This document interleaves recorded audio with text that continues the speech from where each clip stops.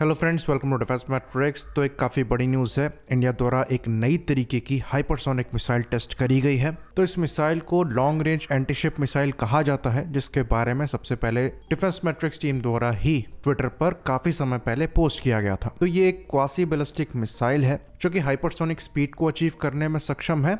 साथ ही साथ यहाँ पर जो मैक्सिमम रेंज है ये 1500 किलोमीटर के आसपास की बताई जाती है।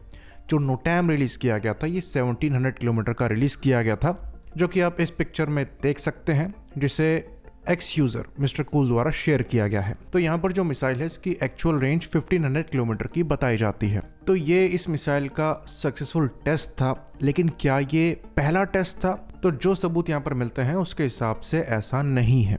तो अगर आप इस मिसाइल को क्लोजली देखेंगे तो इस मिसाइल पे LR-02 लिखा हुआ है। मोस्ट लाइकली ये सेकेंड टेस्ट है। पहला टेस्ट मोस्ट लाइकली 5 अक्टूबर 2023 में कंडक्ट किया गया था, जैसा कि MOD की ईयर एंड रिव्यू में मेंशन किया गया था। तो उस समय ये टेस्ट सक्सेस था या नहीं था, इसके बारे में जानकारी नहीं दी गई थी।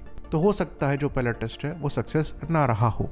तो क्लियरली अगर आप इस मिसाइल के इन्फोग्राफिक को देखेंगे, जो कि डिफेंस मैट्रिक्स टीम से न्यूट्रॉनिक्स द्वारा शेयर किया गया था, उसमें आपको क्लियरली नजर आएगा कि ये 2 स्टेज के मिसाइल है। पहली L1 मोटर जो है ये एक बूस्टर मोटर है, जिसके डायमीटर को लेकर कुछ स्पेकुलेशन है। तो एक कॉन्ट्रैक्ट दिया गया था इस मिसाइल से रिलेटेड, जिसके अंतर्गत एक डमी आर्टिकल प्रोड्यूस करना था, जहां पर डायमीटर करीबन 1.4 मीटर का बताया जाता है। तो अगर यहाँ पर जो डायमीटर है वो 1.4 मीटर का है, तो मोस्ट लाइकली ये जो बूस्टर स्टेज है ये सीधे सीधे K4 मिसाइल से आ रही है। Same motor hypersonic technology demonstrator vehicle या फिर HSTDV में भी यूज करी जाती है। लेकिन अगर ये डायमीटर कैनिस्टर का है जिसमें ये मिसाइल कैरी करी जा रही है, तो मोस्ट लाइकली यहाँ पर डायमीटर 1.4 मीटर से कम होगा।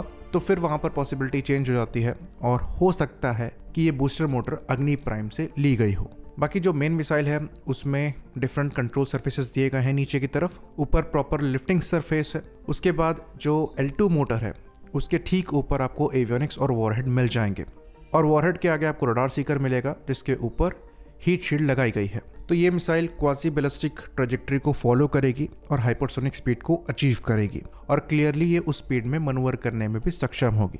रेंज जैसा कि हमने बताया 1500 किलोमीटर के आसपास की आपको मिल जाती है, जो कि इस मिसाइल को काफ़ी ज़्यादा डेडली बनाती है। तो फिलहाल जैसे इंडिकेशन मिल रहे हैं उसके हिसाब से ये कन्वेंशनल वॉरहेड को ही कैरी करेगी। और अगर हम ऑफिशियल प्रेस रिलीज की माने तो टारगेट को हिट करने से पहले हाई डिग्री की एक्यूरेसी दिखाई गई है और इंटेंसिव टर्मिनल मनूवर्स भी परफॉर्म किए गए हैं इस मिसाइल द्वारा। बाकी ये बात भी हम आपको बता दें कि इसी साल अप्रैल में एक article the times of India द्वारा पब्लिश किया गया था, जहां पर यह बताया गया कि इंडिया की रॉकेट फोर्स के लिए भी ऐसी मीडियम रेंज की बैलिस्टिक मिसाइल बनाने का प्लान चल रहा है। वहां पर भी रेंज 1500 किलोमीटर के आसपास की कोट करी जा रही थी। तो मोस्ट लाइकली इस मिसाइल का लैंड अटैक वर्जन भी अंडर डेवलपमेंट हो सकता है, जो कि प्रलय जैसी मिसाइल को कॉम्प्लीमेंट करेगा इंडिया की रॉकेट फोर्स में। बाकी ये चीज़ भी हम क्लियर करते हैं कि जो प्रेस रिलीज निकाली गई है उसमें लॉन्ग रेंज एंटीशिप मिसाइल को या फिर एंटीशिप मिसाइल को भी कहीं मेंशन नहीं किया गया है। वहाँ यही कहा जा रहा है कि एक लॉन्ग रेंज हाइपरसोनिक मिसाइल को टेस्ट किया गया है। तो ये पॉसिबिलिटी भी एग्जिस्ट करती है कि हो सकता है ये मिसाइल लैंड अटैक वर्जन ही हो, जो एंटीशिप मिसाइल वर्जन है उसका टेस्ट होना बाकी हो। बाकी हमारे डिस्कॉर्ड मेंबर एडमिरल किनोबी द्वारा एक रफ डायमेंशन कैलकुलेट किया गया था इस मिसाइल का, जिसके हिसाब से जो सेकेंड स्टेज है उसका डायमीटर ब्रह्मोस के कैनिस्टर से थोड़ा सा कम आता है। तो ये पॉसिबिलिटी भी एग्जिस्ट करती है कि जो ऊपर की आपको मिसाइल दिख रही है बिना बूस्टर फेस के, उसको डायरेक्टली जो हमारे यूनिवर्सल वर्टिकल लॉन्चर्स हैं डिस्ट्रॉयर्स में, उनसे लॉन्च किया जा सके। तो क्लियरली यहाँ पर सॉलिड फ्यूल को इस्तेमाल किया जा रहा है, और जो मैक्सिमम स्पीड यहाँ पर अचीव होने में सक्षम होगी वो ईजिली मार्क 10 तक पहुँच सकती है।